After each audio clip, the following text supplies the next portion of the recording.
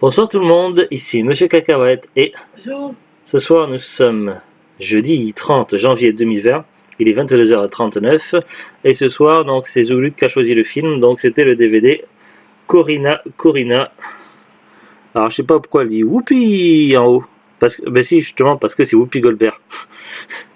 Génial, c'est ma gouvernante, avec également Ray Liotta. Alors Ray Liotta, j'ai dû le voir dans 2 ou 3 films.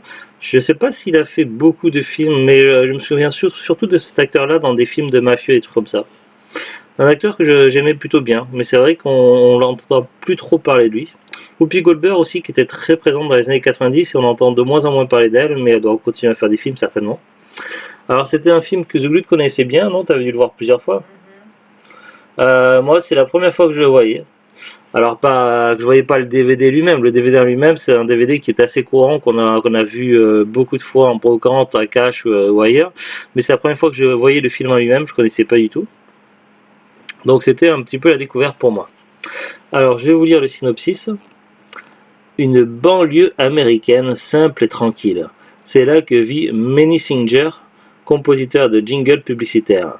Il vient de perdre sa femme emportée par un cancer et doit élever seul Molly, sa fille âgée de 8 ans, qui s'est retranchée dans un mutisme total depuis la mort de sa mère. Pour le soutenir dans les tâches ménagères, Manny décide alors d'engager une gouvernante.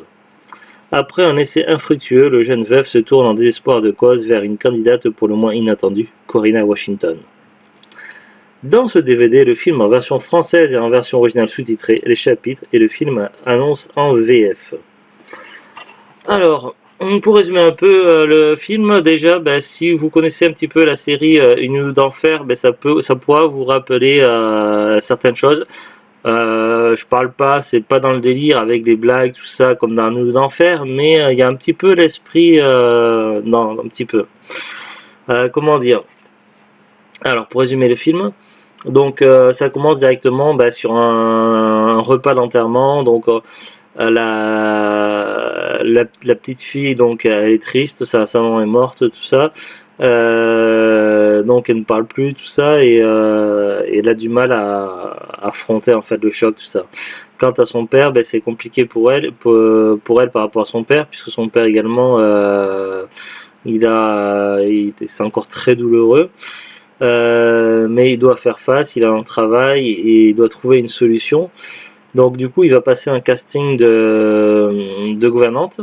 Du coup ça me fait penser un petit peu à un film, je crois c'était Mary Poppins, où il me semble qu'il y a une scène comme ça dans le début où ils testent plusieurs gouvernantes et puis finalement ils choisissent Mary Poppins. Je crois qu'il y a un truc comme ça. Moi c'est assez classique. Je crois qu'ils ont fait le coup également dans le premier film d'Annie McPhee de tester plusieurs gouvernantes et de choisir finalement celle qui est la bonne. Ça reste bon, ça c'est du classique. Ils testent une première gouvernante, ça se passe pas très très bien, donc je vais pas vous donner les détails pour pas spoiler. Et puis finalement, ils décident d'engager Corina, donc Whoopi Goldberg, puisque le père c'est Ray Liotta. Donc, est-ce qu'on voit le père là au dos? Je sais pas trop si on le voit ici. Vaguement, on voit un petit peu sur les photos là. Donc Corina, elle est arrivée donc dans la ville. Elle était avant ailleurs pour ses études, tout ça. Elle est diplômée, mais le problème c'est que le film ça ne se passe pas en 2020, donc ça se passe. C'est pas mentionné, mais au niveau des décors un petit peu et de la situation, télé noir et blanc, tout ce qui est tapisserie, tout ce qui est électroménager, moi j'aurais tendance à situer le film dans les années 60. Je verrais ça plus vieux que les années 70, mais pas beaucoup plus vieux que les années 60. Donc entre les années 60 et 70, moi je le situerais comme ça dans cette époque-là. Et c'est une époque aux États-Unis où il y a vraiment des soucis. Alors c'est pas évident pour les femmes de trouver du travail, tout ça. En plus, il y a des problèmes également de discrimination, de racisme, tout ça. Donc du coup, elle est dans une situation très compliquée et elle prend les premiers postes qu'elle trouve. Elle est d'ailleurs obligée d'accumuler plusieurs métiers différents, plusieurs travaux pour pouvoir subvenir aux besoins de sa famille et de ses proches, ce qui est très compliqué pour elle. Du coup, donc, elle va découvrir donc ce père et puis sa fille. et très vite elle va se rapprocher de la fille, tout ça, et puis du coup elle va permettre à l'évolution en fait. Ça va pas être simple. Bon, j'essaie d'expliquer, mais sans trop spoiler, ça va pas être simple. Surtout le traumatisme du père qui est très compliqué. Donc, mais dans les premiers temps, ça va être surtout avec la fille où ça va bien se passer. Puis après, ça va y avoir une évolution évidemment. Et du coup, avec la fille qui est la fille qui va devoir apprendre à gérer de nouvelles situations pour elle également, comme le fait d'entrer à maternelle, tout ça, de voir d'autres enfants, c'est pas simple pour elle. Donc voilà, ça va être plusieurs difficultés qui vont être rencontrées. Et puis donc le fait également que pour elle, ce travail de gouvernante, ça va être plus qu'un travail ça va devenir vraiment très personnel. C'est pour ça que je pense un petit peu à Une nounou d'enfer avec Miss Fine, où finalement ça va déborder, qu'à la base c'était censé être le travail, puis ça va déborder sur le plan affectif évidemment, et du coup ça va pas toujours être simple, donc on est sur de la comédie avec un petit peu d'humour, un petit peu légère, avec des moments un petit peu dramatiques également, avec des moments un peu tristes, avec des moments pas très faciles. Donc ça va pas être simple, et donc c'est également deux univers qui vont se rapprocher, puisque du coup la fille donc du veuf du père, donc qui jouait par Ray Liotta, va également découvrir un autre milieu, donc le milieu de la famille de, de, de Corina également. Donc elle va rencontrer d'autres enfants avec qui elle va se lier d'amitié, tout ça. Ça va pas être facile, il y a pas mal de choses, donc de la vie courante qu'elle va prendre au pied à la lettre, évidemment, puisqu'elle est très jeune. Donc dès qu'elle va entendre un truc à la télévision, elle va croire que c'est ça, tout ça.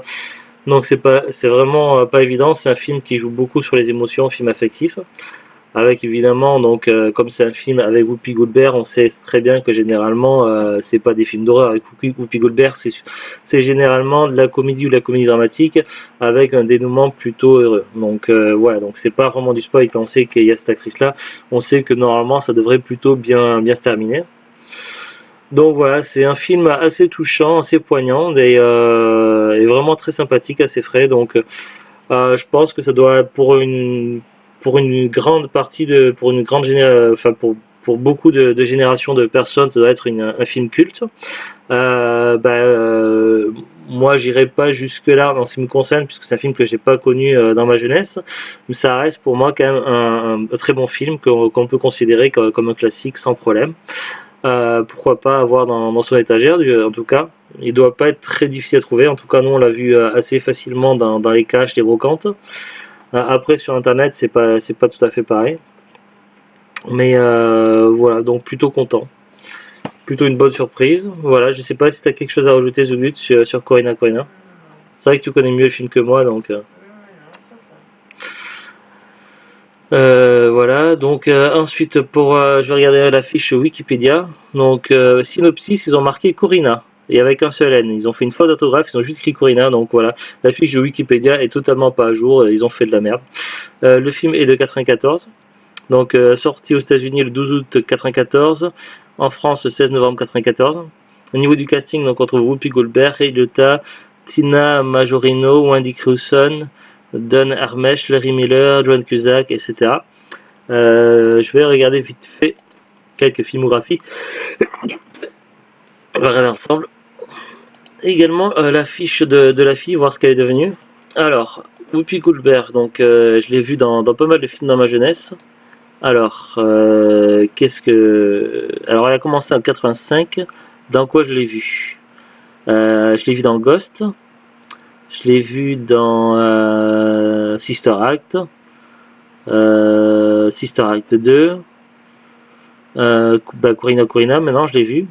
Elle a joué dans Star Trek Génération. J'avais vu ce film-là, mais j'avais pas capté je me souvenais pas qu'il y avait Whoopi Goldberg. Theodore Rex, on l'a vu il y a un an ou deux, je crois, avec Zulut. On en a fait un épisode de Parlons DVD dessus. Bogus aussi, je l'ai vu il y a longtemps, je crois. Alors après,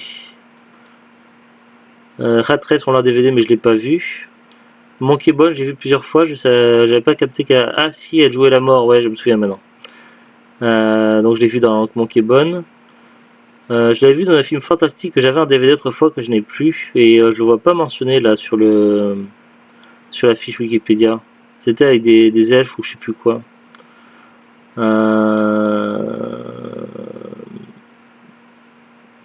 Je crois que la fiche Wikipédia elle est pas complète, ou alors c'est dans les téléfilms, voilà, parce que là c'était film cinéma, dans les téléfilms peut-être. Alors, Descendants, The Tick, au-delà des barrières, Playmo Père Noël, Spinway, le monde magique des prochaines. Ça doit être dans les mondes magiques des prochaines, certainement, je l'ai vu. Elle a fait également pas mal de séries télé où elle est apparue. Pour Ray Liotta, donc lui, alors, filmographie au cinéma. Alors, il a une grande carrière, il a commencé en 83 et il continue à faire des films en 2020. Je sais plus dans quel film je l'ai vu, mais lui j'ai vu dans Les Affranchis, je sais, je me souviens, puis dans d'autres films. Celle qui joue Molly, qu'est-ce qu'elle est devenue alors? Elle est née le 7 février 85 à Westlake en Californie. Surnom Tina. Elle a commencé au cinéma en 94 à Pour l'amour d'une femme, ensuite joue en 94 Corina. 94 André, mon meilleur copain. 95 Waterworld. Ah, c'est celle qui jouait Enola dans Waterworld. C'est la petite fille qu'on a vue il n'y a pas longtemps Waterworld, celle qui avait la carte dessinée dessus pour trouver le. Ouais, c'est celle qui jouait la petite fille dans Corina. C'est la même. Santa Fe en 97, Woman en 97, Napoléon Dynamite en 2004, Le Sharp en 2005, Think Tank en 2006. 2007, What We Do is Secret. En 2014, Véronica Mars le film. Après, elle a fait pas mal d'apparitions à la télé, notamment dans Castle et dans Bones, dans True Bloods aussi, Grey's Anatomy. Elle joue le docteur Easterbrook dans Grey's Anatomy. Voilà, donc maintenant pour le DVD, alors si vous cherchez sur Amazon.fr, ben Amazon ne le vend plus depuis longtemps. En VF et Zone 2, donc il n'existe que cette édition-là. À ma connaissance, il n'existe aucune autre. Et je crois qu'il n'existe pas non plus en Blu-ray. Si on le veut neuf sur Amazon.fr, il n'y a que deux personnes qui le vendent. Donc il y a Fun Kingdom qui le vend à 24 €, livraison gratuite. Et Mogador 95 qui le vend à 25 € avec 2,79 € de frais de port. Donc c'est assez cher. Si on va sur Rakuten, donc il y a en tout 42 annonces de particuliers qui le vendent.